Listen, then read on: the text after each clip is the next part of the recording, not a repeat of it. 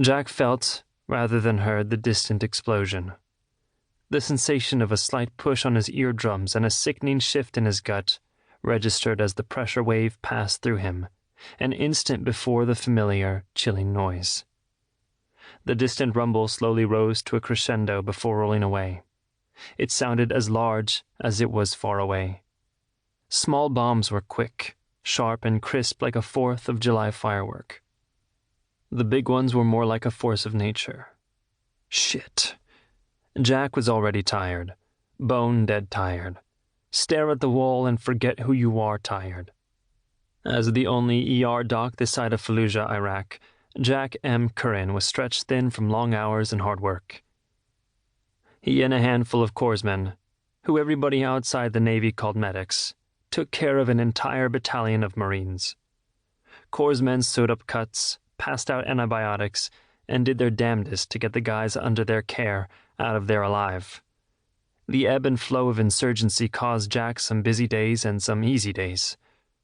By this point today, he'd already been up and working for more than 36 hours. Given the latest blast somewhere in town, he'd be up for many more hours to come. Damn it to hell.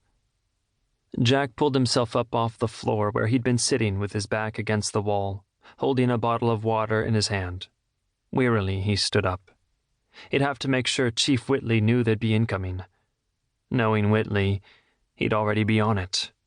Shit. Chief, Jack called, as he shuffled to the tent that served as both exam room and triage center. It was hot in the desert this time of year, oppressively hot. Strip naked and still find no relief hot. Start sweating the moment you get out of a cold shower hot.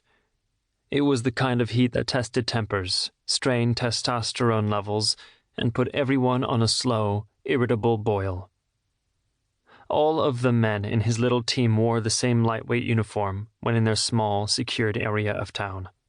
Olive drab t-shirts, shorts or fatigue trousers, and boots. His boots were no longer the light tan they were when brand new. Spilled blood had turned them splotchy with rust and maroon stains. The older the blood, the darker the splotch. Today his boots had very bright, very red new splashes on them. Chief Whitley was the highest-ranking enlisted man and Jack's right-hand man. Chiefs ran the Navy, and they both knew it. To keep listening to this audiobook, I've left you a link in the description so you can do it, at no cost thanks to Audible's 30-day free trial.